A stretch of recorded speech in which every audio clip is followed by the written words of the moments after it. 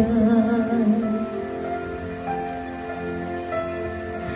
Parang kailan lang halos ako ay magpalubos sa lansangan. Dahil sa iyo, ang aking tiyanan, ang busay ng kalaman. Kaya ito